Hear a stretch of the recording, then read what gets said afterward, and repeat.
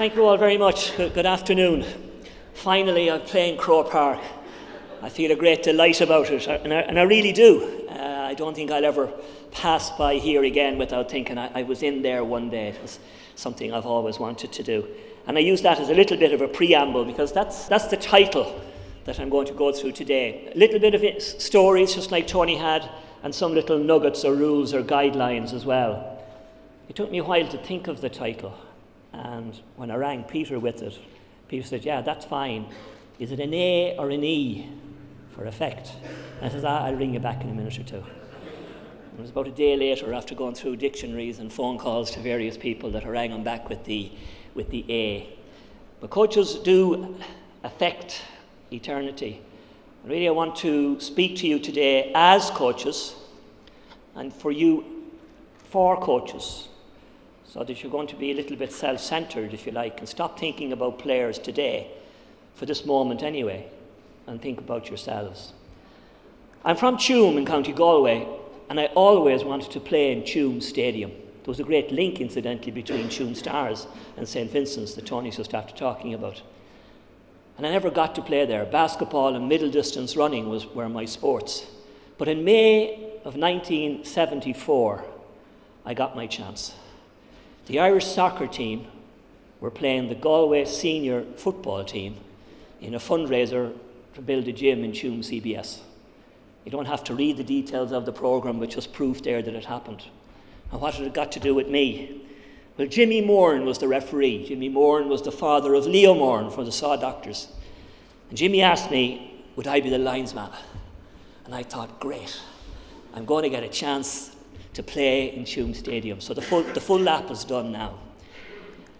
That's the Galway football team of that day. John Tobin is there in the front, second from the left. TJ Gilmore and Noel Cosgrove, a lot of ones that you'd recognise. And that's the Irish soccer team that played that day. Eamon Dunphy is there. Guess who's beside him? Johnny Giles. Jerry Daly played for Man United. Declan Smith, who was in school with me, second from the left at the back. I never knew he did a guest appearance with the Irish soccer team. But why do I mention it today? Very early in the game, and being very diligent in keeping up with play, there was a line ball about 20 yards from the goal, and I waved the flag. And Jimmy Moran, the referee, came over to me and he says, Liam, bring the ball over to the corner. And I moved the ball over to the corner, and as Johnny Giles came over to take the corner, the crowd applauded and cheered. And I was a bit of a boyo around the town for the few days. God, that was a great thing, bringing the ball into the corner. And of course, it wasn't my idea at all. And Jimmy Moran was one of many, many people that I have met who didn't care who got the credit as long as the right thing was done. And I think from a legacy or from an eternity point of view, it's a very strong message for coaches. Be in the background, maybe let somebody else get the limelight. However, make sure that the right thing is done. So what am I hoping to get done today? There were the intended outcomes. Now, thinking about it and it's running through your head for a while what you're doing, they're very aspirational, and I'm not in control of any of them, and over the duration of time I'm not going to get many of them ticked off, to be honest. But I hope there'll be an aftertaste. I hope there'll be a thought. I hope there'll be a feeling that will connect to something from the past and will connect to something in the next few days. I'm glad you have the opportunity to slow down, because I think work and visible stuff is noise in many cases, and it's overvalued. Whereas learning and creativity are quiet pursuits. And because they are, they're not often valued as strongly as they should be. And just like we saw in the photographs of the Galway team and the Irish team, what we do today and matters in the future. Time moves on, and the impact that we make will last for a long, long time. Now, in short, if I had to go after one on the balance between what and how, I'd share the story about a project of going for 5 days, 5 times over 3 years to South America with a great Irish show jumping coach, Jerry Mullins, who's there with the cap beside me. And obviously it was a course for coaches of show jumping. and they couldn't get enough of Jerry. How high the fences, what distance the fences, what pace, what type of aids should be used, what kind of bit, what kind of trotting poles, all that kind of thing. They couldn't get enough of him. And there was a real downer any time I came in on the balanced how side of things. But on our final day, on the 25th day over 3 years, we asked them, what's the best next step for you? And that's what they said. Our greatest next step is to transform, change, take control of, not what we coach, but how we coach. Now that meant a lot for both of us. And a time comes when that balance is more prominent than another time. And I'm inviting you to reach and look for that time. Look for the balancing point rather than a solid formation of knowing what you're going to do. For when the great scorer comes to mark against our name, he asks not what we won or lost, but how we played the game. My introduction to coaching came really through a transformation, if you like, from my mother, a presence there as I'm just getting dropped off a Galway senior cross-country race. The same ma'am, whether I'd won, whether I'd lost, there, supportive, coach, parent, not sure, but there, as still is today. The middle photograph, my two grandfathers, my grandfather from Clonaglash on the left, who made a very big impression on me, and transferring to the extended family there of someone who knew the difference between work and play. A character, a dosser, a very funny man, a friendly man, except when work had to be done. Small farm, manual labour, no messing. Start early, work late, get the job done, absolutely no messing. And then a transformation to the first of my formal recognition of coaching, our brother Willie Morgan, who started teaching in Tuam CBS when I started as a pupil. I'll talk a little bit more about Brother Morgan in a moment. But they really were what I like to call the fundamentals. Coaches play an important part in the lives of people. We create the culture, the climate, the learning, the setting, the atmosphere, the world in which people can enter and become themselves, achieve excellence, struggle, get used to ups and downs. It's forever. It isn't only in the here and now. And I like the fundamental side of it. So we have our fun, the mental side being the attitude. And it was Noel O'Reilly, who I might mention a bit later on too, indeed I will, who talked about the da and the ma, someone just in between those variants. This man got mentioned a lot by Tony Haniho. That's Lar Foley. I couldn't be here without mentioning Lar. I was the physical fitness trainer with Lar from 88 to 93. Mickey Whelan, indeed, who's here, I think followed me before and after, and as manager as well. Lar is often mentioned. Well, Lar is the man who got me into the practical side of GAA, into the dressing rooms, along the pitch side, into training sessions, to live the passion and the fever of the game and of the place. Lar is often valued as being a man who was physical, who could be violent, who was tough. Lar also is one of the most gentle, kindest, softest men that I ever met. I treasure knowing him from the range or the spectrum that he was able to go on. Very far out on the tough, far further than I could or many people I know, and far further on the soft, gentle, kind side too. A legacy. I think he's nearly 20 years dead now. A strong, strong impact. Meaningful impact on what I do. Paddy Clark passed away in November, a great coach, football coach from County Louth. I met Paddy when he came to do a tutor course based in DCU and in Limerick. I was nervous about it. We were all nervous. Paddy was nervous. But Paddy offered me great encouragement to be yourself. Be yourself. I'm Paddy Clark. I speak like a loud man. I work in Irish Cement. I have a hobby of photography. I'm going to integrate that into what I do. Be yourself. A great legacy left also. And another Vincent's man, former chairman of St. Vincent's, indeed, that I taught with the North School Reach for a long time, Jerry O'Brien, was the epitome of the saying, he saw the good in a fella long before most of us saw the fella. I've mentioned a number of people there already: Lar, Paddy Clark, Jerry O'Brien, my grandparents. That's legacy. That's eternity.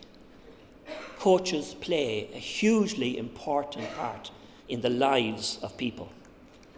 There's a quote from a man called John MacDonald from Crossmolina in County Mayo, who's one of the top middle distance athletic coaches in America, leading performer in the NCAA's, coaches with Arkansas, to this day one of the bee's knees, cat's meow out there. They're the opening lines in a huge book of his, an autobiography. What I like about it says, one of life's ironies that the greatest of men often originate from the humblest of beginnings, their later triumphs rooted in the early struggles. Struggles. Pat Daly mentioned that coaching is difficult. Coaching is complex. We too have to struggle to improve. We invite players to come into that. Tony Hanno mentioned not asking them to do something that he wouldn't do. As coaches, we too have to struggle. We too have to improve. And how? There's the nice mix in the sense that it's all about people. We coach people. We coach people who play football. We coach people who play hurling. We coach people who ride horses. Now that's a singular message we need to really hit ourselves with all the time. The skills that we apply for that, certainly they're important. And the thing that's often seen as most important in my world isn't. Sports science is good. It has its place. It's the art and science of coaching. Good coaches coach sport. Great coaches coach people. And it links into a definition that came from a tutor course in Limerick one day. By accident, a group I gave out a task to, tell us what is coaching. And that's what they said. Coaching is about helping people. Phil Conway in Belvedere College told me about, if you want to teach Latin to John, you must know Latin and you must know John. There is this balance all the time that we shouldn't be comfortably on. We're constantly working on it. So handing over to the science side is neglecting our duty as coaches for the artistic, creative, learning side of things. Coaching is about helping people develop social skills. How? By interacting with others. Pat Duffy, massive legacy worldwide in coach education, when he was vice president of the International Council of Coaching Excellence, developed a preferred definition that he had, where he says coaching is a process of guided improvement. And I'm going to stop it there, because the rest of it, I think it isn't needed. There's two key words there. Improvement. Improvement. I ban the use of the word change for coaches who'd be wanting change when change will come without wanting, John McGahern said. Our role is to help people improve. Our duty is to let them see that we improve. Now, what's a process? It's a word that gets devalued sometimes. Process is one thing leading to another. There's no end to the process. Things change, things move on. We're helping people to think for themselves. And the steps that are important for that, the growing of the relationship, being there, knowing their names, the creating of the climate. I think the growing of the relationship, that's the social skills. That's the way you start up the whole thing and maintain it. That's when things get tough. Tony Hanno mentioned about the different roles. Once you have the skills to do those, things become easier. To create a climate is interacting with others. So that definition isn't just something that's out there. Grow a relationship, you need the coaching skills. Interacting with others helps to create that climate. And then you link to eternity. Then you affect and leave a legacy. And of course, just like I can't have any major direct impact in your improvement, nor can any coach. We aspire, we work for, and yet we regret or are a bit afraid of the things that can't be measured. We can measure the improvement. We can see the noisy, visible work. We need to value that the things behind the scene are very important, because everyone can learn. everyone can improve. Not in the same way, not on the same day. Coaches play an important part in the lives of people, and it's immensely important. Dennis Bradley, Peace Commissioner up the north, said that a few years ago. And I'm presenting it to you thinking about coaches. When we accept and value our own self, we cease to be afraid of other people. And it's linking into the Paddy Clark phenomenon. Be yourself. Be yourself. Let go. We cease to be afraid. Tension disables. Fear and humiliation linger. And coaches have it in their remit to frighten players, to humiliate players also. So we constantly have to be on our guard.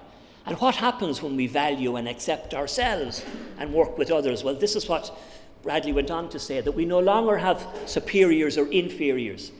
We're all together in this. It's us, the me and the we, as Pat Daly mentioned, who what? Share, cooperate, take responsibility. We need to interact with each other for all of that. Coaching is about helping people develop social skills by interacting with others. Our role is immense. Anytime I show this slide, it gets a little bit of a reaction. They're what I call boyos. They're people with flair, individuals, once off, cut off a different mould. They're unique, unpredictable, complex. Even the people you put up there, you'd have to check out a little bit. But they're people who predominantly think for themselves. Dr. Seuss says, today you are you. That is truer than true. There's no one alive more youer than you. Our aim as coaches is really to allow that flair that's in everybody expand. Our duty as coaches is to let your own one burst out. Be yourself.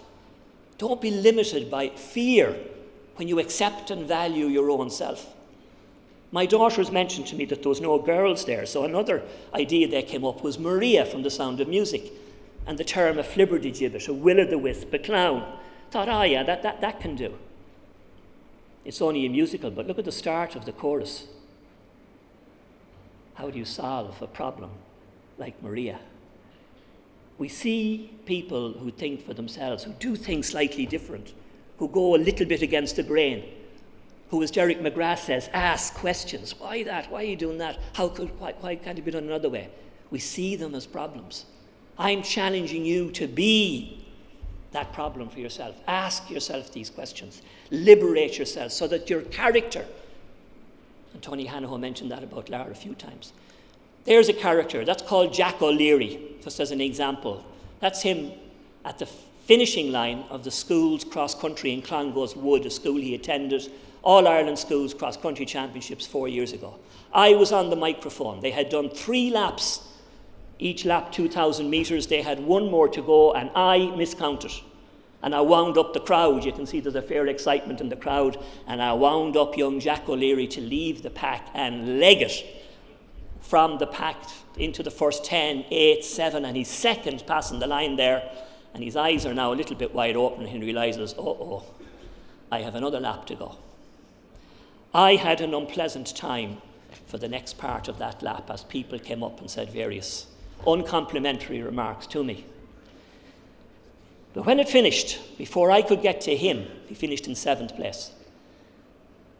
He came to me, his hand outreached. He said, "Sir, I hear they're blaming you for me miscounting the laps." He said, "I never heard you. I got confused. I made a mistake. I'm going to learn the message." And he went away. And I mention it because in the heat of the moment, in the All-Ireland Schools event that was hosted by his school to celebrate 200 years, the 350 students let out, misguided by me that was the finish, that young guy was able to stand up in his own character and say, "I made the mistake, it's not your fault." So I encourage coaches to get out there, make mistakes, and learn from that. There are rules. My grandfather from Clonaglasha had to creep into that. So I'm just going to set some basic rules that are true and that are good.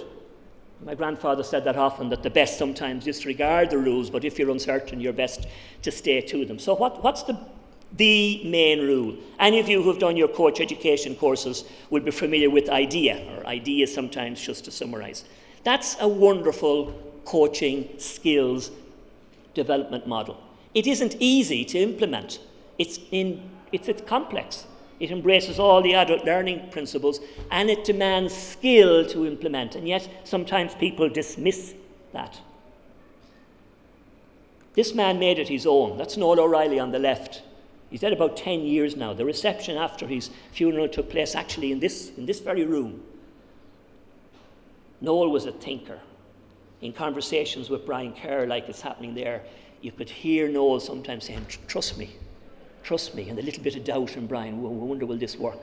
He tried out new things. And he summarised the role of a coach with those 3 words, all with the same 4 letters. And I was intrigued by them, just because there were 3 words with 4 letters the same. And then I became intrigued very quickly when he described to me that the first one is to spot. See, it's not all about the coach at all. Noel had the idea, let them play. Let them play. Watch them. Analyse what they're doing. Take up different positions. Compare it to a blueprint of what you want. Compare it to a place that they were before and look for progress or maybe a lack of progress. Suss out their humour. It's not all about you, Dad, Roisin said to me. Noel valued that idea of just watching them. Now look at how, again, from a rules point of view, good coaches, they plan. They do and they don't, but the great ones plan. They lay out what needs to be done, either cones or spaces or no cones and more open, varied spaces or whatever. We expect that from a very low-level coach. Didn't mean low-level there, but a beginner coach. And then you implement the first stages of your IDEA. And the A, I now say, is action. Actually, that you overcome barriers and difficulties. You'll find them, they'll be there. Thirdly, that you learn something new. Fourthly, that you go somewhere, bigger competitions, leave the county, travel, geographical as well as mental ones.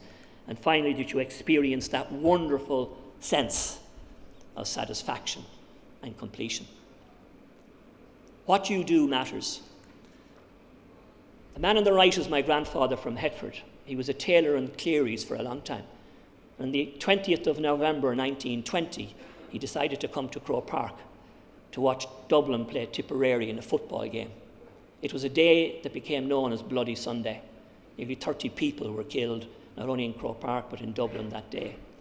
While he was being searched by British officers, they came across a telegram that said 3 words, Michael Walsh, murdered. That was his first cousin, who'd been murdered by the Black and Tans in Galway a few weeks earlier. And he was quizzed by a number of officers as to how he knew this, how he came about it, what was his relationship with them. And he was separated from the rest of the men for a considerable time while they were all ferried out. Eventually, one of the officers came back and told him to follow him, where he brought him to a gate that led out to Jones's Road, and he says, "Get out, run." And he did. And I mention it from a legacy point of view because that happened here. It happened in this space, different building, different changes, but it happened here. And if something different had happened that day, I wouldn't be here. So the legacy and the power that you have of improving the lives of people is immense. Go out there, improve yourself, and enjoy it. Thanks for your time. Thank you.